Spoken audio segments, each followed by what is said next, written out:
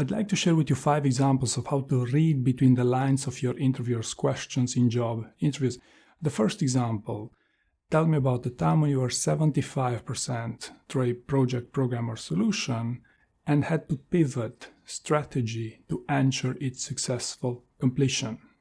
Right? So what happens here is most candidates would feel constrained to brainstorm for an instance where they were 75% precisely through a project, program, or solution, and they encountered a challenge which they eventually overcome, right? So my point here is that you don't have to feel constrained about that 75% number precisely. You have to understand why the question gets asked. They're basically asking you for a challenging delivery, a successful delivery, if I may add. So the numbers, whether you're half, midway through a project or towards the end of the project, that's less relevant when giving your best answer. Furthermore, some advanced candidates, some people who are really good at interviewing and have advanced listening skills would understand that the core reason why this question gets asked is to screen your ability to deliver results. And if you know this in advance, that you could also translate that entire question to tell me about a successful delivery, right? What's your best story of a successful delivery?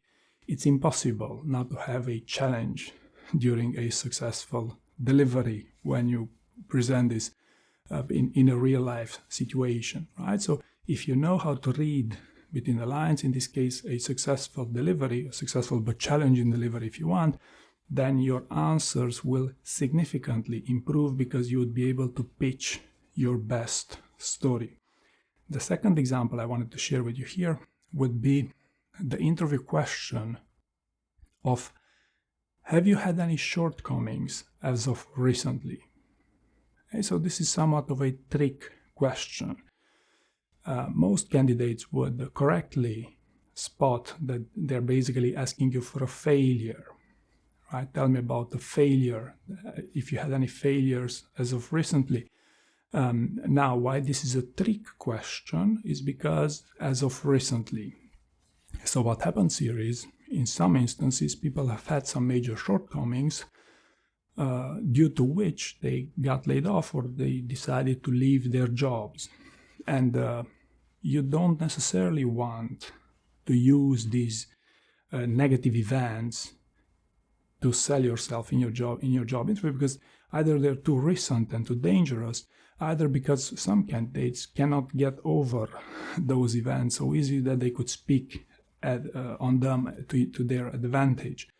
So my point here is, if you would be reframing a little bit this interview question from have you had any shortcomings as of recently to tell me about the time when you failed, right?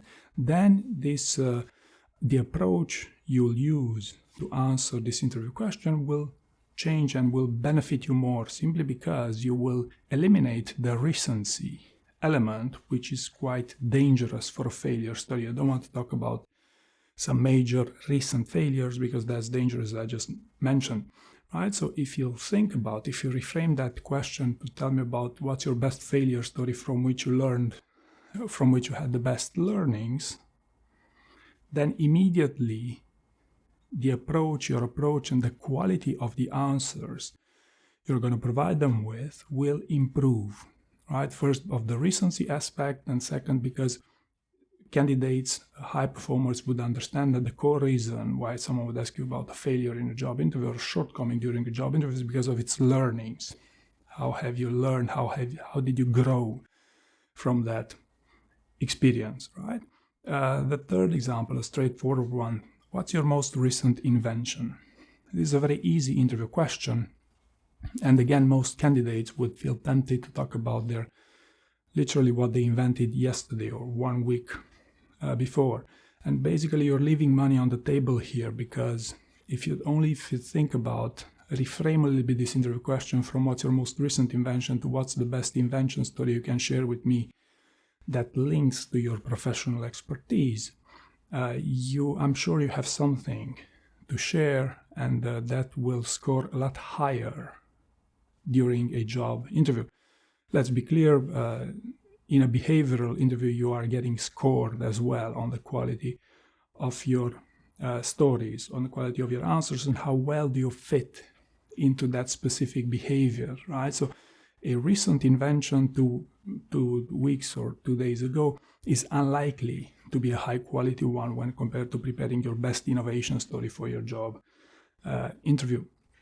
The fourth example I wanted to share with you here is the interview question of give me an example of a risk you've taken when speed was critical. Okay, so what happens here is that most candidates would find it challenging to talk about risk, especially in job interviews, but also in general, simply because most candidates are not comfortable making risk assessments. You feel like the keyword itself is not something in your area of expertise. And the reflex here would be to think again, to focus on answering this question based on the risk assessment of a time when you performed a risk assessment, when in fact the core behavior in this interview question is around speed. So when speed was critical, right? So if we read a little bit between the lines and understand that they're interested in your decision-making process in a speedy environment, so to speak, or when you had a sense of urgency, then in my experience, the question becomes 5 times easier to answer, because it's a lot easier for you to brainstorm of a time when you had to take a significant decision when speed was critically important, when compared to a time when you had to make a risk assessment when in an urgent situation, right? So if you read between the lines and understand that your bias for action is the core behavior that they're interested in, it not only becomes easier for you to answer this interview question, but also chances are you're going to pitch the right type of story. You won't necessarily focus on the risk, but rather on the speed element, right? And the last example I wanted to share with you here, a non-behavioral interview question, but something which I also found helpful to most of my clients, would be the second most common interview question of why do you want to work for this company? Why this role? Why you? Why now?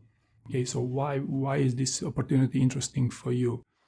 And what I found in my experience is that most candidates would prepare this motivation to join the company as a separate interview question than when compared to preparing their elevator pitch. You tell me about yourself. And I believe, again, you're leaving money on the table here, because the best answers I've heard to showcase your motivation to join a company were actually the answers which used a generous amount from their introductory statement, from your tell me about yourself. And of course, you'd want to talk about a few reasons. Maybe you have some colleagues, some colleagues with whom you worked previously and said, hey, this is an interesting workplace. Or maybe you have a specific program, or you have some specific experience that's very valuable to them. But still, the way you'd sell yourself on that would be using your elevator speech, ultimately, right? So basically what I'm pitching to you here, when answering why do you want to work for this company, almost always it's a good idea to use your tell me about yourself content together, with a few notes here and there, but that's the best approach to sell yourself for the purpose of job interview. And not only that, but you also save a bit of time from your interview prep, from preparing 2 separate questions, tell me about yourself and why this company, to blending these together, because this would give a superior results. I hope you found this useful, and thank you very much for watching.